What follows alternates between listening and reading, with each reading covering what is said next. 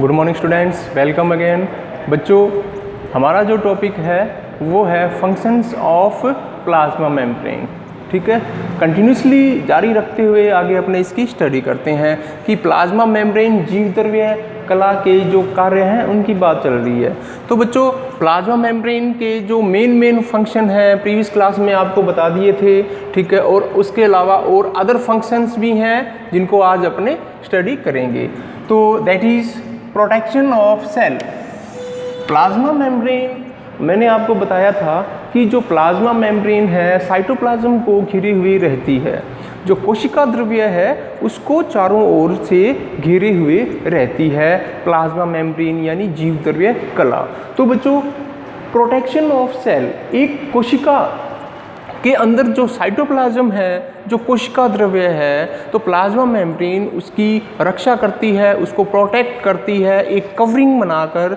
जो बाह्य जो टॉक्सिक जो विषैले जो सब्सटेंस है, विषैले जो पदार्थ हैं, उनको साइटोप्लाज्म के अंदर आने से रोकती है। क्यों? क्योंकि साइटोप्लाज्म को चारों ओर से घिरे हुए प्लाज्मा मेम्ब्रेन रहती है और प्लाज्मा मेम्ब्रेन जो टॉक्सिक विषैले पदार्थ हैं उनको बाहर ही रोक देती है, अंदर आने नहीं देती। तो इस तरह जो प्लाज्मा मेम्ब्रेन है वो सिलेक्टिव परमेबिलिटी गुण, आपको मैंने बताया था, इसको बोलते हैं वर्णनात्मक पारगम्यता गुण।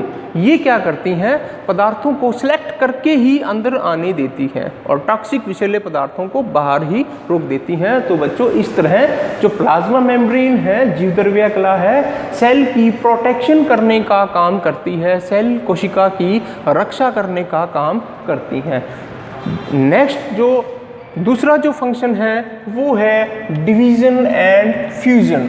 डिवीजन एंड फ्यूजन, इसको बोलते हैं विभाजन व संकलन। विभाजन व संकलन, एक सेल से दो सेल, दो सेल से फोर सेल, फोर सेल से 8 सेल कैसे बनती है?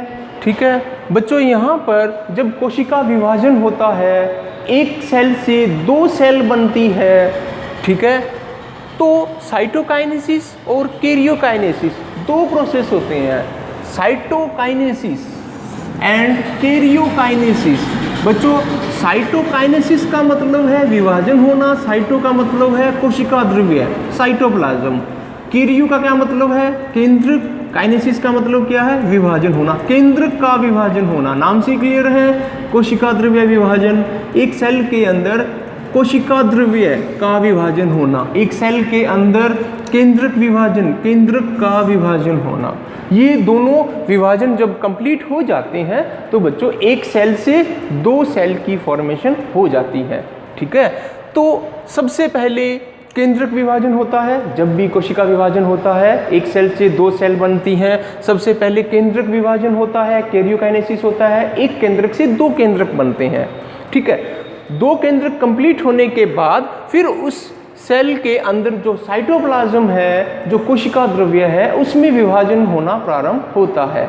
ठीक है, केंद्रक विभाजन के बाद, केंद्रक के बंटने के बाद फिर उसका जो साइटोप्लाज्म है, कोशिका द्रव्य है, वह बढ़ता है और इस तरह कंप्लीटली एक सेल से दो सेल बन जाती हैं और दो सेल के ऊपर वही कवरिंग बन जाती है प्लाज्मा मेम्ब्रेन की। ठीक है, तो इस तरह से डिवीजन व फ्यूजन के अंदर हेल्पफुल है। नेक्स्ट जो है वो है रीजनरेशन एंड रिपेयरिंग, पुनरुद्भवन। रीजनरेशन को क्या बोलते हैं? पुनरुद्भवन व मरम्मत। बच्चों, अगर रिपेयरिंग की अपने बात करें तो प्लाज्मा मेम्ब्रेन के अंदर, ठीक है, अगर यह कहीं से भी कट फट जाए तो तुरंत इसकी जो सेल्स है उसको रिपेयर कर देती है, मरम्मत कर देती है। पुनरुद्भवन, पुनरुद्भवन का भी यही मतलब है बच्चों। जैसे क्या है, छिपकली की, जैसे आप उसमें देखते हो जूलॉजी के अंदर, अगर छिपकली की अगर पूंछ टूट जाए, किसी कारणवश पूंछ टूट जाए, तो कुछ ही दिनों के अंदर उसकी जो पूंछ है वो दोबारा उत्पन्न हो जाती है। तो बच्चों, प्लाज्मा मेम्ब्रेन के अंदर भी रीजनरेशन की असीम क्षमता मिलती है, कैपेसिटी मिलती है। तो ये क्या करती है, अगर किसी कारणवश प्लाज्मा मेम्ब्रेन कहीं से कट फट जाए तो तुरंत उसकी रिपेयरिंग हो जाती है, उसकी जो सेल्स है तुरंत उसे रिपेयर कर देती है। ठीक है। नेक्स्ट जो है सेल रिकॉग्निशन। सेल रिकॉग्निशन का मतलब क्या है? कोशिका अभिज्ञान। बच्चों जो प्लाज्मा मेम्ब्रेन है, कोशिका के बाहर जितने भी सब्सटेंस है, कोई मटेरियल है, उनको आइडेंटिफाई, उनको पहचान करने में सक्षम है कि कौन सा जो मटेरियल है उसको अंदर लेके आना है और किस मटेरियल को बाहर ही रोक के रखना है। इसको बोलते हैं कोशिका अभिज्ञान। नेक्स्ट जो है वो है सिक्रेशन। सिक्रेशन का मतलब क्या है? स्त्रावन करना। बच्चों जो प्लाज्मा मेम्ब्रेन है अनेक एंजाइम का स्त्रावन करती है। कैसे? स्त्रावन करने में हेल्पफुल है। अनेक प्रकार की जो एंजाइम्स हैं उनको सिक्रेशन करने का काम जो है वो कौन करती है? Plasma membrane. बच्चों एंजाइम्स बनते कहीं और हैं लेकिन उनके सिक्रेशन में हेल्पफुल प्लाज्मा मेम्ब्रेन है। कैसे कि आपको मालूम है कि जो एंजाइम्स हैं किससे मिलकर बने होते हैं? प्रोटीन से मिलकर बने होते हैं। और प्रोटीन का यहाँ संश्लेषण कहाँ होता है? प्रोटीन का संश्लेषण कहाँ होता है? राइबोसोम के अंदर। प्रोटीन का संश्लेषण कहाँ होता है? राइबोसोम के अंदर। बच्चों राइबोसोम किससे अटैच रहते हैं? मैंने यहाँ शॉर्टकट में लिख दिया RER, rough endoplasmic reticulum. Rough endoplasmic reticulum इसको अपने ऑर्गेनेल है बच्चों, ये एंडोप्लाज्मिक रेटिकुलम ऑर्गेनेल है। उसकी डिटेल में अपने पढ़ेंगे जब मैं कोशिकांग आपको अलग से करवाऊंगा तो, ठीक है। तो रफ एंडोप्लाज्मिक रेटिकुलम RER से राइबोसोम जुड़े रहते हैं और राइबोसोम को क्या बोलते हैं? प्रोटीन फैक्ट्री बोलते हैं, क्योंकि इसमें प्रोटीन सबसे अधिक मात्रा में यहाँ संश्लेषण होता है प्रोटीन का। तो बच्चों यहाँ से फिर प्रोटीन गोल्जी बॉडी की जो सिस्टर्नी है, कोशिकाओं के रूप में गोल्जी बॉडी की जो सिस्टर्नी है उनके साथ अटैच हो जाते हैं और गोल्जी बॉडी से फिर प्लाज्मा मेम्ब्रेन के अंदर जो प्रोटीन है इंटीग्रल प्रोटीन। प्लाज्मा मेम्ब्रेन की जब मैंने स्ट्रक्चर आपको पढ़ाई थी तो उसमें दो प्रकार के प्रोटीन थे। पेरिफेरल प्रोटीन जो कि बिल्कुल सरफेस के ऊपर रहते हैं, बाहर की तरफ रहते हैं, और वे प्रोटीन जो उसके लिपिड के अंदर धंसे हुए मिलते हैं, that is also called is integral protein. अंदर धंसे हुए प्रोटीन, लिपिड लेयर के अंदर धंसे हुए प्रोटीन। तो बच्चों जो गोल्जी बॉडी से जो प्रोटीन है किसके साथ जुड़ जाएंगे?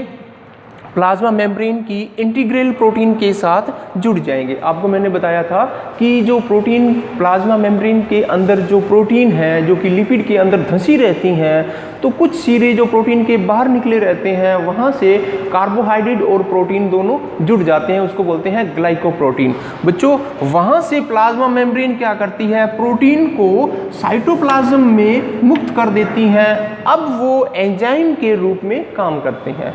तो इस तरह से जो एंजाइम्स हैं जो कि प्रोटीन के बने होते हैं, बनते कहाँ पर हैं? राइबोसोम के अंदर। और किस तरह जो प्लाज्मा मेम्ब्रेन है उनको राइबोसोम से कहाँ लेके आती हैं? साइटोप्लाज्म के अंदर उनका सिक्रेशन कर देती हैं। तो इसमें ये हेल्पफुल है।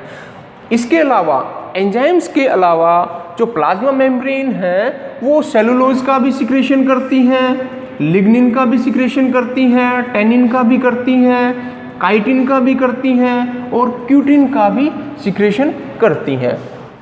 बच्चों जो नेक्स्ट जो है प्लाज्मा मेम्ब्रेन का जो रोल है वो है oxidative phosphorylation. Oxidative phosphorylation Hindi में इसको बोलते हैं ऑक्सीकारी फास्फोरिलीकरण। बच्चों सबसे पहले ऑक्सीडेटिव फास्फोरिलेशन का मतलब क्या है? कि फॉर्मेशन ऑफ एनर्जी। बच्चों फॉर्मेशन ऑफ एनर्जी, एनर्जी यहाँ किस रूप में होती है? एनर्जी किस रूप में होती है? एटीपी के रूप में। एनर्जी किस रूप में होती है? एटीपी के रूप में। एटीपी का बनना या ऊर्जा का बनना क्या कहलाता है? Oxidative phosphorylation. Formation of ATP किस रूप में? जो एनर्जी है एटीपी के रूप में मिलती है। एटीपी का बनना, एटीपी का निर्माण होना ही क्या कहलाता है? Oxidative phosphorylation. बच्चों यूकैरियोट्स जो हैं, मैंने आपको बताया था प्रीवियस क्लास में यूकैरियोट्स और प्रोकैरियोट्स।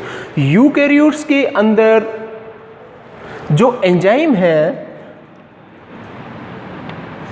वो माइटोकॉन्ड्रिया की क्रिस्टी के अंदर मिलते हैं, माइटोकॉन्ड्रिया की क्रिस्टी के अंदर मिलते हैं। लेकिन प्रोकैरियोट्स सेल के अंदर जो एंजाइम है वे प्लाज्मा मेम्ब्रेन की सरफेस के ऊपर मिलते हैं। और बच्चों इन एंजाइम्स का क्या रोल है? कि एनर्जी बनाने में हेल्प करना, एनर्जी यानी एटीपी बनाने में हेल्प करना। तो इस तरह से जो ऊर्जा बनाने के लिए जो एंजाइम्स की आवश्यकता होती है, तो उसमें जो प्लाज्मा मेम्ब्रेन है अपना बहुत ही महत्वपूर्ण रोल प्ले करती हैं। तो बच्चों यहाँ पर जो प्लाज्मा मेम्ब्रेन की जो फंक्शन है वो कंप्लीट हो चुके हैं, और नेक्स्ट क्लास में अपनी सेल वॉल स्टार्ट करते हैं, cell wall, structure of cell wall and और इसके फंक्शंस।